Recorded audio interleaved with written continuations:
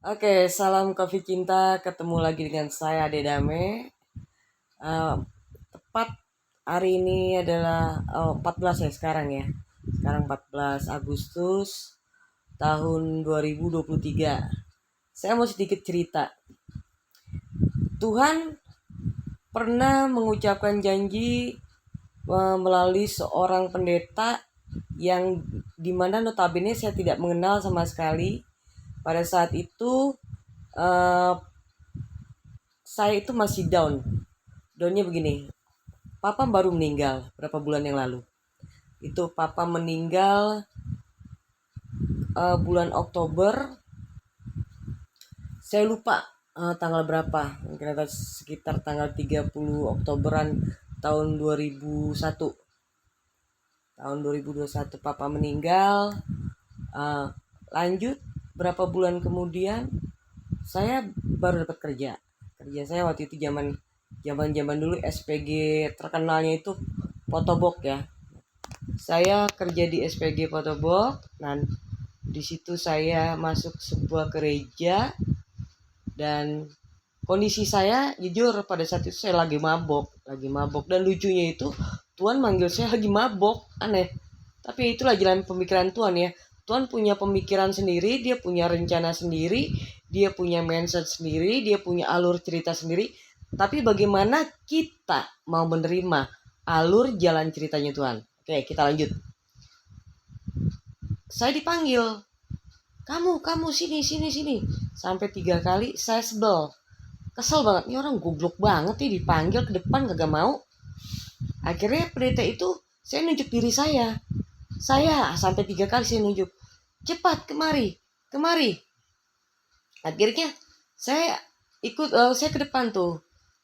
Ada 3 kalimat yang saya ingat sampai detik saat ini. Kenapa saya terobsesi dengan janji Tuhan? Pertama, kamu akan berbeda dengan perempuan-perempuan lain. Kedua, Bapa mengasihi kamu. Ketiga, Bapa ingin memakai kamu sebagai alatnya. Nah, kita cerita tuh.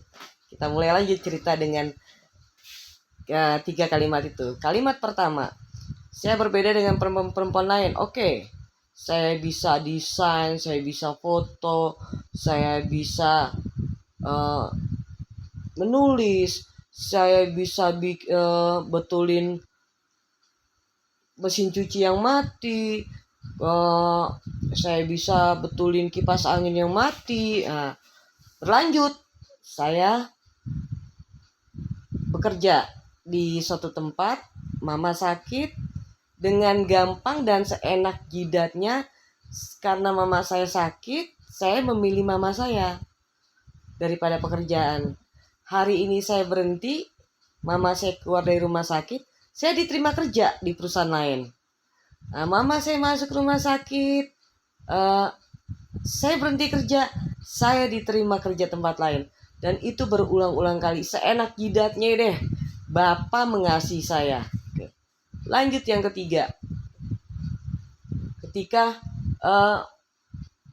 dengan kalimat Bapak akan memakai kamu. Nah ini nih, ini yang jadi pertikaian dan pertukaran, perbantahan, pemberontakan, pemberanteman saya sama Tuhan. Kapan?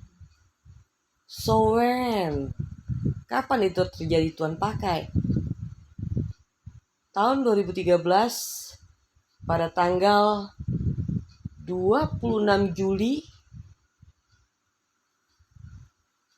jam setengah 6 pagi saya didatangin seorang bapak-bapak ya berjubah putih yang tidak saya bisa lihat mukanya. Dia berkata kepada saya, aku akan menjadikan kamu penaku.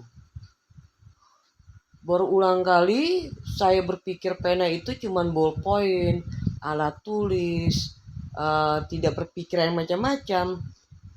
Hari selanjutnya di tanggal yang berbeda, 3 hari kemudian, di tanggal yang berbeda, di bulan yang sama, tahun yang sama, di jam yang sama, beliau datang kembali. Fungsikan dirimu di tempat yang tepat. Wah, itu tuh apaan lagi saya pikir. oh mungkin karena gue orang desain, oh mungkin karena gue orang video, gue harus belajar edit video. Nah itu berkecamuk di situ saya. 1 tahun kemudian, tahun 2014, di akhir Desember, ada sebuah film di mata saya lagi jalan bawa motor, film itu berputar di tengah jalan. Kalian bayangin deh, coba deh, kalian bawa motor tapi ada film nyata yang kalian tonton di mata kalian, tapi kalian harus lihat jalanan. Bayangkan, coba mikir di situ deh, di mata kalian ya. Tapi tetap saya jalanin. Pada akhirnya saya berhenti dan saya berbicara tuh di handphone, saya rekam. Hingga pada saat ini Tuhan mengatakan kepada saya bahwa saya akan dijadikan Tuhan bukan sebagai seorang penulis, tapi wartanya Tuhan, mengungkapkan isi hati Tuhan, menceritakan kemauan Tuhan, menceritakan apa sih alur jalan cerita kehidupan yang Tuhan inginkan bagi umatnya. Nah, di sini saya mendapatkan hadiah yang sangat luar biasa dari Tuhan, bahwa tahun 2023 setelah mama saya meninggal 1 tahun 3 bulan, saya ditulis pena kehidupan saya ditulis Tuhan melalui operasi. Tanggal 20 Maret operasi pemasangan selang, tanggal 23 Juni 2003 operasi pengangkatan tumor empedu, tanggal 10 Agustus operasi ganti selang di ginjal dan tembak batu. Dan episode selanjutnya saya harus menghadapi ruang operasi lagi dengan ginjal saya dibor.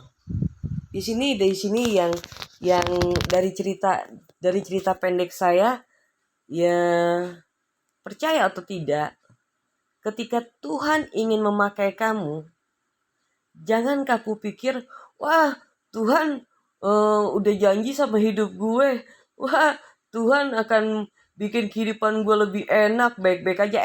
No. Ingat kisahnya Yusuf.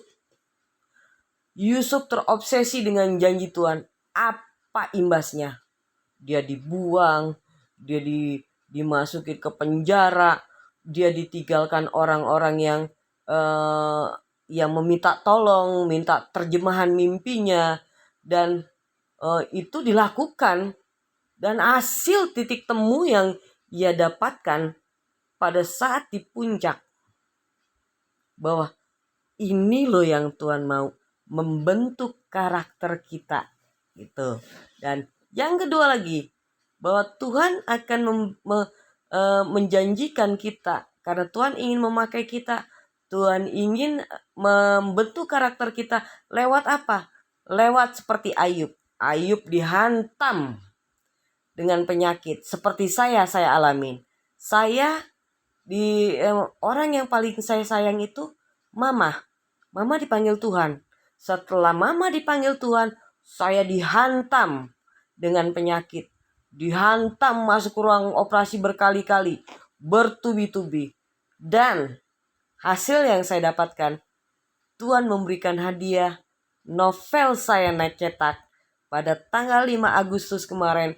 Selesai revisi, selesai, dan tanggal itu juga siap diterbangkan ke mesin cetak. Nah, buat teman-teman semua, buat para pecinta COVID cinta, ingat bahwa meraih janji Tuhan tidaklah mudah. Kamu harus bayar harga. Kamu harus membentuk karakter. Itu aja pesan saya dari cerita sekian menit. Salam COVID cinta. Saya Ade Dame. Penuh dengan cinta. Maaf ya, saya tiduran karena baru selesai operasi. Selamat pagi dan selamat malam.